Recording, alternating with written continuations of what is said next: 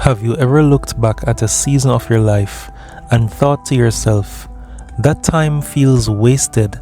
Maybe it was years spent in a difficult relationship, or even a time where you felt you wandered away from God or were robbed based on loss, pain, or something that you regret.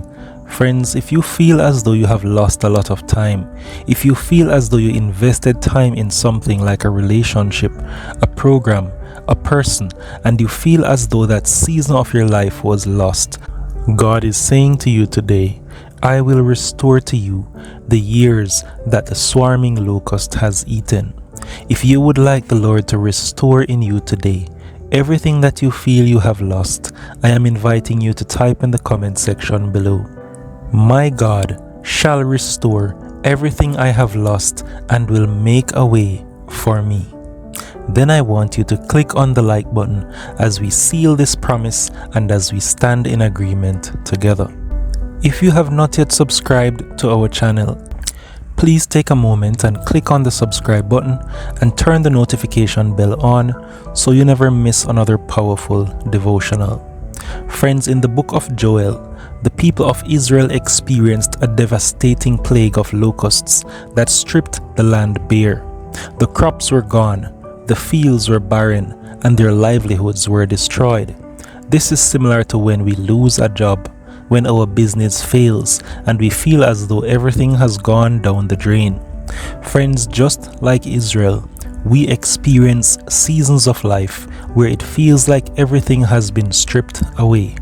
Perhaps if you lost your job, you may be wondering, was this really my fault? Was this the Lord's plan for me? Some of us have lost marriages, and we spent years battling illnesses or even addiction. These are just some of the things that we may face here on earth today. Maybe it is the weight of past mistakes that makes you feel as though you've squandered valuable time. Friends, these seasons can leave us feeling empty. We can be left feeling hopeless and wondering if anything good can come from what we have experienced. But here is the beauty of God's promise. He does not just stop the locusts, He restores what they have taken. So what does restoration look like? God's restoration goes beyond simply replacing what was lost. When God restores, He multiplies. His restoration is abundant, it is overflowing, and it is more than we can even imagine. It is not just about regaining lost time, it's about experiencing God's redemption and transformation in the midst of it. Consider Job, who lost everything he had, his children, his wealth, and even his health, yet in the end, God restored Job's fortunes, giving him double what he had before. This is in Job 42 and verse 10 if you want to read some more on this topic. Now this did not erase the pain that Job experienced, but it showed God's power to redeem and bless far beyond what Job could have anticipated for himself. So in the same way, God does not erase the difficult seasons in our lives, but He redeems them. He takes the broken pieces, the pain, and even the regret that you feel, and He will turn them into something beautiful. You may feel hopeless today. You may have been struggling with the loss of a loved one, the loss of a job, the loss of a business. You may be struggling with your health. You may be trying to do something new and you keep failing. Whatever you are going through, God understands your struggle. He understands your pain, and He is able to restore relationships. He is able to renew hope, and He is able to bring purpose out of the seasons that we thought were wasted. Restoration is at the very heart of who God is. From Genesis to Revelation, we see a God who redeems and makes all things new. In the Garden of Eden, humanity's sin, it led to the separation from God. But through Jesus, God restored our relationship with Him. Jesus' death and resurrection are the ultimate picture of God's ability to bring life out of what seems lost and dead. If we are not careful, We will resent God for the wrong reasons. The Lord understands that we are humans and we will mess up from time to time. He understands even the situations that we face. Sometimes you want something to happen for you so bad that you feel so desperate and you feel left out when other people seem to be moving forward and you are not. But friends, in Romans 8 and verse 28, Paul reminds all of us that in all things God works for the good of those who love Him, who have been called according to His purpose. This doesn't mean everything we experience will feel good, but what it means is that God can use every season, even the painful ones, for His glory and for our good. So friends, one of the greatest lies that we need to look out for from the enemy is that the years you have lost are beyond redemption. He will whisper that your mistakes have disqualified you, that your pain is pointless. He will whisper that you have missed your chance and that you are too old and that you wasted your opportunity. But God says otherwise. Isaiah 61 and verse 3 promises that God will give us a crown of beauty instead of ashes, the oil of joy instead of mourning, and a garment of praise instead of a spirit of despair. The very things that feel broken and irredeemable in your life are the things that God wants to use to display His glory and His goodness. Your lost years are not wasted. In God's hands, they are the soil where new growth can take place. Now you may be asking yourself, how do we step into restoration? God's promise to restore is certain, but we also have a part to play in receiving it. Here are a few ways we can step into the restoration that God offers. Step 1 is to simply return to Him.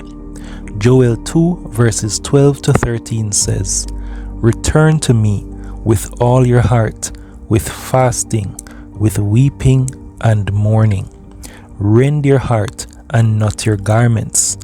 Friends, restoration begins with repentance, a turning back to God with a humble and surrendered heart.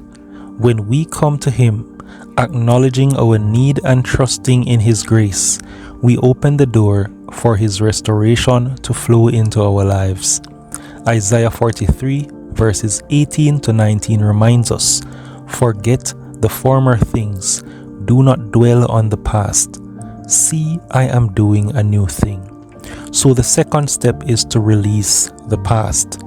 In order for us to step into restoration, we must let go of the past, the things that hurt us, the things we have been through, the things we continually think about, and we wonder if God was with us. Friends, when we ignore the past, it doesn't mean denying or ignoring our pain, but it means choosing not to let it define us. When we release the weight of regret, the weight of bitterness and shame, what we do is make room for God's new work in our lives. Step 3 is to trust in His timing. Many times we want things on our own time, so much that we don't want to wait on what the Lord is saying and what the Lord is doing. Yes, we all have bills, we all have goals, and we all have dreams. Sometimes we receive a terrible medical report and it scares us. It causes us to wonder what will happen next. We may start to pray, we may begin to fast, and sometimes we wonder, when is our breakthrough coming? We need the Lord to show up now. Restoration often doesn't happen overnight. Just as a farmer must wait for the harvest, we must trust God's timing in our lives. Galatians 6 verses 9 encourages us, "Let us not become weary in doing good, for at the proper time we will reap a harvest if we do not give up." God is faithful and His timing is always perfect. Step 4 is to live in hope. Restoration requires hope. Faith itself is the substance of things hoped for, the evidence of things not seen. And Romans 15 and verse 13 says, May the God of hope fill you with all joy and peace as you trust in Him, so that you may overflow with hope by the power of the Holy Spirit. So even when you cannot see how restoration is possible, we need to have faith. We need to choose to hope in the God who can do the impossible. Something may seem too hard for you. Something may seem beyond your control. You may have been trying and praying, and you may have been failing. You are still waiting on that breakthrough in your finances, in your marriage, in your relationships, in your business, in your job, in your relationship, even in your children. But remember that we serve a God who can do exceedingly and abundantly more than we could ask or even imagine. What we need to do is to wait on His timing. Think back on a season of your life when life felt as though it was burdensome, when your life felt lost. Maybe it's a time of pain, a time of regret, and even a time of brokenness. Now, it doesn't mean we are going to stay there. What we can do is imagine what it would look like for God to restore those years. What would it mean for Him to bring beauty from the ashes, to bring joy from the mourning, and purpose from your pain? So take a moment to pray and ask God to reveal how He wants to work in your life. Friends, we will also say a powerful prayer with you for you to think back, surrender it all to God, and watch how He will intervene as soon as you start having faith and waiting on His timing. Whatever you went through in that season, today we want you to surrender it to God, to trust that He is able to do more than you can imagine or even ask. So friends, God is a God of restoration. He understands the struggle. He understands the pain, and He knows your frustration. Even if you have people in your circle, people in your area who are doing better than you and they are doing less than you can still come out on top as long as you put God first and watch Him work. The Lord specializes in taking what is broken, what is wasted, and what is lost, and making it new. No matter what your past holds, no matter how much time you feel has been lost, God's promise still stands. I will restore to you the years that the swarming locust has eaten. So trust in His promise today. Surrender your lost years to Him and watch as He brings new life, new hope, and new purpose to your story. Now, as we get into our prayer for today, I want us all to focus on that time in our lives when we need God to restore whatever it is that we have lost. Sometimes we lose hope. Sometimes we lose faith. Sometimes we lose joy. Whatever the situation is, the Lord can restore it. He understands what you went through, and He is the one who has a plan for your life. Trust Him. Rest in His arms and believe that He can make a way where there seems to be no way. And as we pray, I want you to elevate your faith to believe that God is able to do for you what He has done before, and He is able to do it again. Let us pray.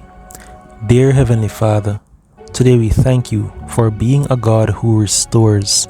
We look to You and we ask You to forgive us of all our sins, the times when we have doubted You, the times when we have fell short, the times when we have lashed out and we have said and thought about things that we were not supposed to say or think. Today we ask You to forgive us. Thank You for Your promise to redeem the lost years in our lives, to bring beauty from the ashes and purpose from the pain. Lord, we look to You today because there is nothing too big for You. Lord, You are present in every area of our lives. We see You in the wind that blows, in the birds that fly in the morning, in the trees, Father God. You provide for them, even when no one else remembers them. And You said You love us and You will provide for us, even when no one else is around. We thank You that You never leave us and that You will never forsake us. And today we turn to You with our requests. You understand what each person has been going through. You see the heart of every listener that has clicked on this video today, and they have tuned in to listen to your word and to join us in prayer. Lord, today we surrender the seasons of our life that feel wasted, the times of hurt, the times of regret, and even the times of brokenness. Lord, we give them all to you today, trusting that you are able to work all things together for our good. Today we ask you to help us to let go of the past, to release the burdens of regret and shame, and to stand in the new life that you have provided for us. Lord, today we trust in your timing and your plan for our life. Teach each person listening today to be patient as you work, to hold on to hope even when we cannot see the way forward. Today we ask you to fill our heart with the assurance of your love and remind us that nothing is beyond your power to redeem and replenish. Lord, we cancel every attack of the enemy, everything that wants us to doubt you, everything that tries to come against us. We stand before you and we declare and decree that no weapon formed against us shall prosper. Lord Jesus, we just want to say thank you today for the gift of restoration, the time that we feel was wasted, the energy that we have expended, all the things that we have done, the money that we have used, the investments that we have made, the belief and the time that we spent with people who we thought were for us. Lord, you see it all, and you see the future that you have for us, even though we may be doubtful. So we ask you to reveal to us your plan for each of us, and to help us to see that your plan for us is to prosper us and not to harm us. Lord, we thank you for turning our mourning into joy. Thank you for turning bad times into good times. Thank you that you provided for us. Thank you for the life in our lungs, the life you give us, Father God, on each passing day. Even sometimes we take it for granted because we don't get what we want in other prayers that we have prayed. Forgive us and help us to remember that you are able to do for us what we cannot do for ourselves. So we put everything in your hands today, and we thank you for being a restorer. We praise you for who you are and for all that you are doing in our lives. In Jesus' name we pray. Amen.